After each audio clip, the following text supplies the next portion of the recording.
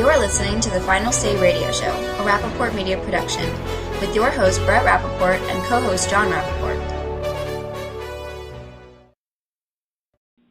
Well, absolutely. Well, John, we do have our guest on, so why don't we bring him right into the conversation. And I want to welcome back to the Final Say Radio Show, Dan Holler, who's the Communications Director with Heritage Action for America. Dan, welcome back to the program. Hey, thanks, guys. How are you? Well, we're doing well. We've been very busy, and I know you guys have been incredibly busy with all, not just the normal work that you do, but with all these scandals and all these massive bills, such as the immigration bill that are trying to be pushed through. I don't know how you guys even sleep. Yeah, I mean, there's a very limited bandwidth here in Washington to be able to focus on stuff, and that doesn't mean they stop legislating and doing a whole bunch of stuff at once, but reporters and the media down here can only seem to follow one or two things, so keeping up with it all is difficult, but if you want to save the country, it's what you got to do. Well, that's a fair point. Now, Dan, there are a couple angles of things that we want to look at today with you with regards to the immigration bill. First off, we'd like to get a sense of where the bill is within the Senate and what's going on in the House, because not all that much has been spoken of the progress in the House or what's going on there. And also, I'd like to get a deeper sense of who, we understand who in the Democratic Party is supporting this, but who in the Republican Party is the biggest support coming from? Who are the biggest names that are against this bill?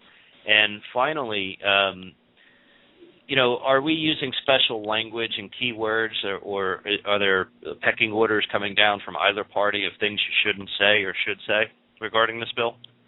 Yeah, so I'll try to give you a sort of a broad overview on it. The Senate started debating the Gang of Eight's amnesty bill last Friday, and that debate is expected to go all the way up until the July 4th recess. And Harry Reid, the majority leader, said, hey, we are absolutely going to have this done by the July 4th recess. And, of course, the reason he says that is because he doesn't want senators to have to go home for a week-long recess and face their constituents who, are not going to be in favor of amnesty. So it's very strategic on Reid's part.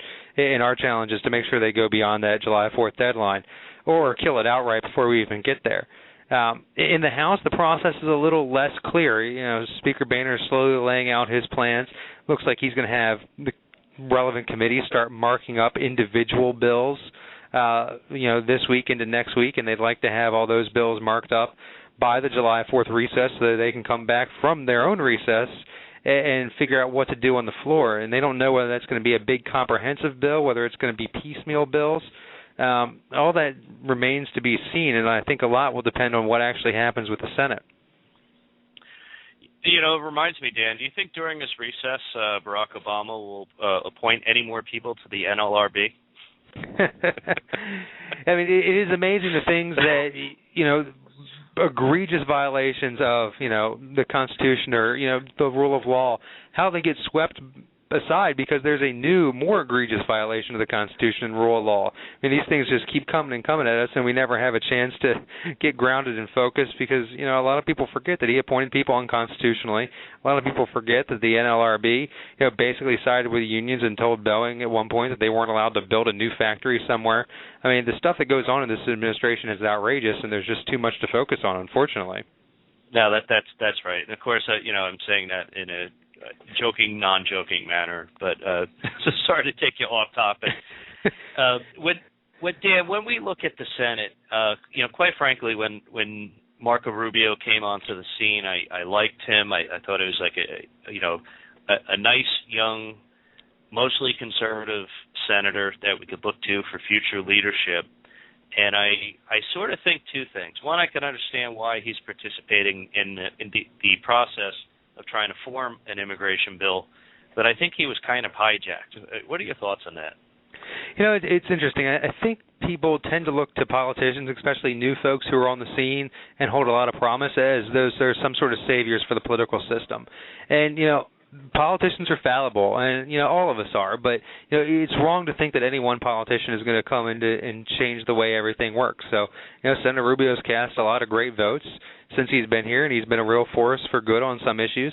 And much like most senators, he has his downfalls, and this is certainly one of them. So I don't know as though, how he got to where he was, if this was always his plan and he spent the, past 2 years working to position himself for this, which I've heard some people sort of hypothesize about.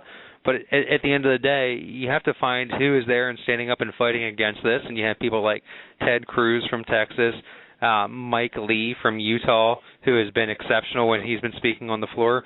Chuck Grassley of Iowa has been very, very good. And, of course, Jeff Sessions from Alabama, who seems to lead the charge every time the Senate tries to do this. He has been on point and making great points on the Senate floor when he has the chance. So, there are really good people out there who are fighting this. They're making all the right points. They're being conservative.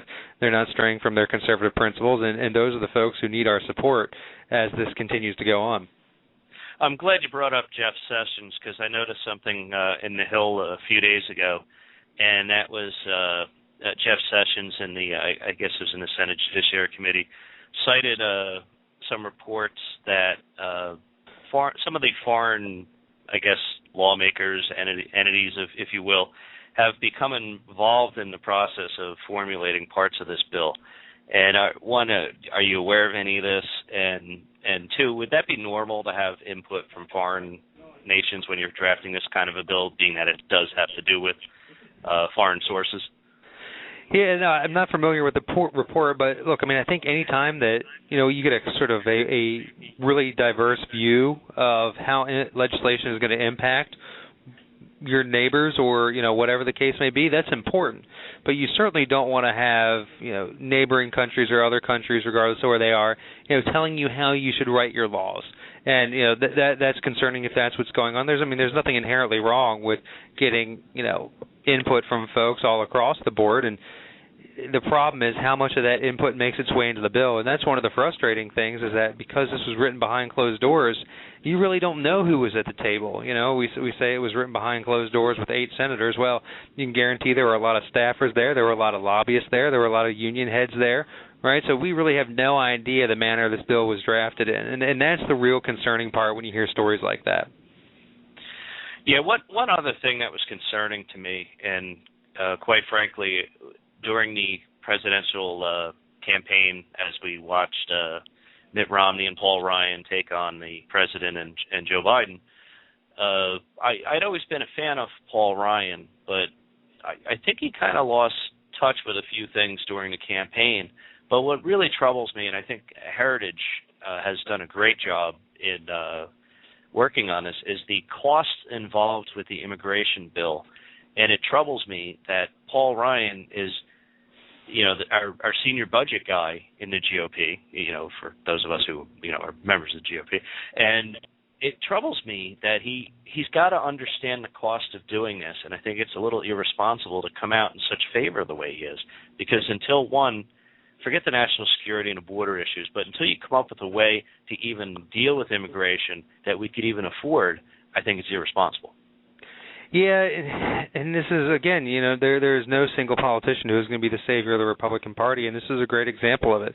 I think everybody admires the work that Paul Ryan put into drafting the budget and really getting the Republican Party as a whole comfortable with talking about Medicare reform and entitlement reform. That's been hugely important.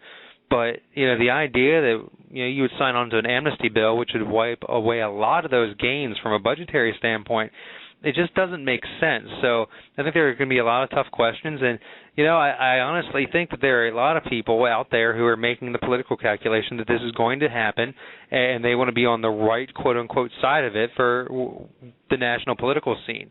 And, that's never a good way to make policy here in Washington when you're looking to take the next step. I'm not saying that's what Ryan's doing, but, that's certainly what people are going to say he's doing. And you see that from a lot of folks who are looking for higher office. So, this whole political component gets mixed in. And remember, Karl Rove was pushing this line back in 2006 and 2007, saying, hey, we got to pass immigration reform. We got to be for amnesty if we're ever going to win the Hispanic vote. And John McCain was as much of a pro-amnesty senator as you could possibly find, and he got absolutely destroyed amongst Hispanics in 2008. So, the whole line of argument doesn't really hold up, but for whatever reasons, the Republican establishment has bought into it.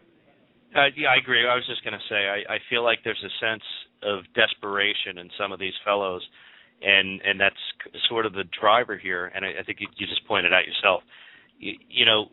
we're better off standing by the principles, especially if you're conservative, and fighting for those core principles and providing the evidence and proving your points in the debates than being wishy-washy, because here's the bottom line.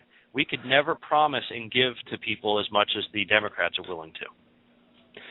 Yeah, that's exactly right, and this really gets to the whole issue of how you view Hispanic voters. And if you listen to Rove and those sort of folks, and maybe Paul Ryan and Marco Rubio are making the same sort of calculation, and the RNC and on the list goes, is that these folks are naturally inclined to be Republican conservative voters, and once we take the issue of amnesty off the table, then they will naturally fall into our camp, and maybe that's true. But if you look at it, that's not necessarily the way things fall. I mean, there is a different perception of government as much as you can trust the polls and how they sort out these things from a demographic standpoint. So the notion that we can play identity politics on this and somehow grease the skids for victory in a national election, I don't think is right. We really need to focus on why our policies are the better policies for the hardworking middle class in America. And until you can do that, it doesn't matter whether you're pro-amnesty or anything else. You're not going to be able to win elections unless you can tell people why your policies are better. And I'm glad you brought it up the way you just did, because I was sitting here while preparing for this conversation. I was thinking to myself, part of the dozens of things that frustrate me about this plan is the fact that it still doesn't feel like there's a high-level strategic plan. It doesn't feel like the Republicans have a core redefining message that says to all potential current and future voters, and ideally future voters in this case means people who either become naturalized citizens or hopefully were born here and reach the age of 18. But this feels like we're having a yet another tactical plan being instituted to deal with this quote-unquote issue without actually having a strategic plan, either a high-level plan for the party or even a high-level plan for immigration. And that's what frustrates me. It feels a lot like politicking, and we're going to be hit with a lot of unintended consequences. And we lean on you guys at the Heritage Foundation and the Heritage Action to help us understand those unintended consequences. But I wanted you, if you could, speak to maybe the lack of the overall strategic plan within the Republican Party that you can easily frame this bill into. I mean, it's a really good point, and you don't necessarily see how Step A leads to Step B and then victory at Step C, right? And that's a huge problem. And it speaks to what I think most people see is that there really isn't an understanding from the Republican establishment in Washington on how to talk about conservatism. And maybe that's because they're not inherently conservative; they're more Republican Party type folks, and they care about acquiring power, and what they do after they acquire power, they'll figure it out then. But they're trying to sell the Republican brand as opposed to a set of principles.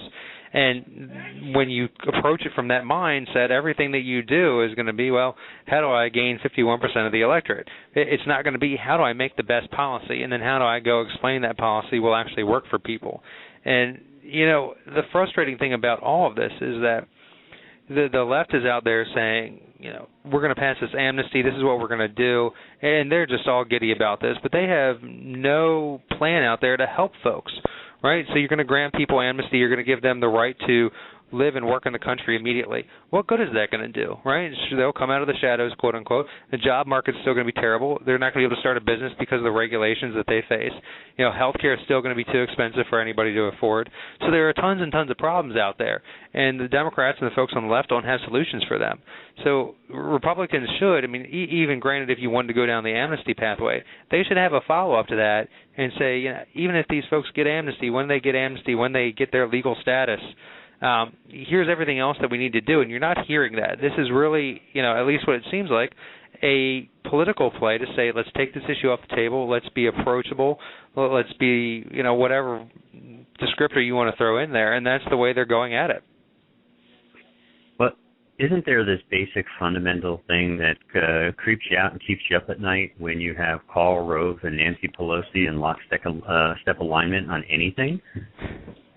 One of the amazing things is to watch the track record. And Karl Rove's group just took out a $100,000 ad today, and it's sort of spamming everybody who reads a newspaper in Washington with ads about all the support for the amnesty bill. And you go back and look at the track record of sort of the political approaches, the political tactics, the money spent in 2012. None of this has really panned out well. Yet we keep trying and trying and trying with this guy to get the right political advice, and sooner or later somebody's going to wake up and say, maybe they don't necessarily have the right policy over there, or the right tactics, or the right strategy. It's funny. We spoke at length on prior calls about the risk, because I know Heritage has done deep analysis on the expected financial ramifications, of which I always assume will be worse. History tells me whatever the government predicts on the upside, they overestimate, and whatever they predict on the downside, they usually underestimate. But there's another whole side of this, which is the sort of metrics and safeguards, if you will. I have yet to see anything in this bill, which of course has been anything but transparent in my opinion, but I haven't seen anything that says sort of metrics and safeguards, right? If you're going to do something, if you're going to take a risk, are there any gating mechanisms? Are there anything that's being set up to help prevent the downside? Because you can identify, and you've been doing this consistently, identifying the potential risks, and we need to assess those risks. But how do we measure them? How do we know if something isn't working? And if it isn't working, is there any safeguard mechanism that allows us to somehow stop midstream or in any way change our policies or alter the course? And what I fear about this is that, like almost everything else we do, we'll wake up one morning, it'll be past before we know what's in it, and then it'll be a new world order, and we'll just somehow have to deal with it and continue piling on debt. Yeah, this is one of the myths about the bill. You constantly hear about triggers and safeguards, and we have procedures in place. You hear all this time and time again from supporters of the bill.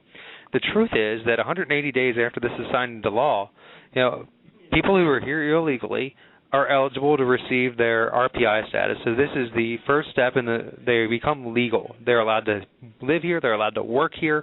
They're allowed to, they are legal. They come out of the shadows. They are legal. 180 days after it's signed.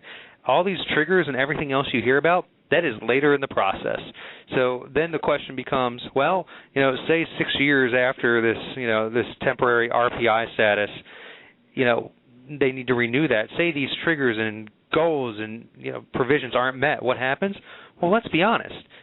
These 11 million people who got who were legalized 6 years ago, they're not going to have their legal status taken away. Nobody would do that. We're not willing to take away status from them now when they're illegal, right? So the idea that they would have their legal status stripped away from them is absurd. So to directly answer your question, no. There is absolutely no safeguard in place. 180 days after this bill becomes law, people get legal status, and that's the entire ballgame. That is particularly scary. And the other thing that scares me is we still go back to the border issue. I go to bed at night worried a lot more about political Islam and things of that nature than I do about the Mexican illegal immigrants, right? And while it is a problem that needs to be addressed, I still go back to the fact that there appears to be nothing but lip service, I should say, about border security. And the frustrating thing about the border security issue is that you can write whatever standards or goals or benchmarks into this legislation that you want. And ultimately, the way it's going to end up is that DHS will say, we have a 90% apprehension rate. Sure. Well, what is that number based off of? You can't possibly know how many people are coming in that you don't see. These are all estimates. They have absolutely no clue what the actual rate is because it's all guesswork. And that's what I think misses the point when we talk about these border security triggers, right? It is all guesswork, subject to fabrication from whoever is in charge. And as we've seen lately, you can't exactly trust the bureaucrats in Washington to make good decisions. That's a great point. Dan, last point before I let you go. When we look at our prison populations, roughly 34% of our prison population is made up of illegal aliens who've committed crimes here. And to me, that's the telling story. Not to call them all criminals in terms of violent criminals. Of course, they've broken our laws by coming into our country illegally. But I think that that's part of the conversation that's not engaged in. And quite frankly, I think at least we would appreciate it more of an open debate on really discussing all of the issues, having a frank conversation, not leaving anything out. And maybe the real way to go about forming a new immigration bill is look at the things that are wrong with immigration today and making smaller, more directed bills to start dealing with those instead of just one big comprehensive, so they call it, bill. Yeah, we definitely need to have a step-by-step approach. But let me flip this around for you. There Sure. are folks in this country who have come here illegally. They're on immigrant or non-immigrant visas. They're here. They're working. They did everything right. Their visas are going to expire at some point, and then a lot of them will go home when their visa expires. They're going to follow the rule of law. They are going to go home. The folks who came here illegally, if this bill passes, they don't have to go home. They break the rule of law, they break our laws, and they get to stay. So when you hear all these folks in Washington talking about fairness, think about that for a second. Somebody could have come here legally, done everything right, and then they're going to have to go home because they respect America's laws, while the folks who came here illegally will get to stay. I mean, that's certainly not fair. It's certainly not, what you would have in a justice system, that promotes fairness. And it's one of the things that's not discussed here as part of this debate, but it's a huge part of it. That's a great point. Well, Dan, could you please give our listeners your website so they can follow you and more of what you guys are doing? Yeah, they can just go to heritageaction.com. We'll be updating information as fast as we can get it on this immigration bill for the rest of this month and probably into next month, too. Sounds great. Again, thank you. This is Dan Holler, the Communications Director with Heritage Action for America. And thanks again for joining us, Dan. Take it easy. Thanks, guys. Bye.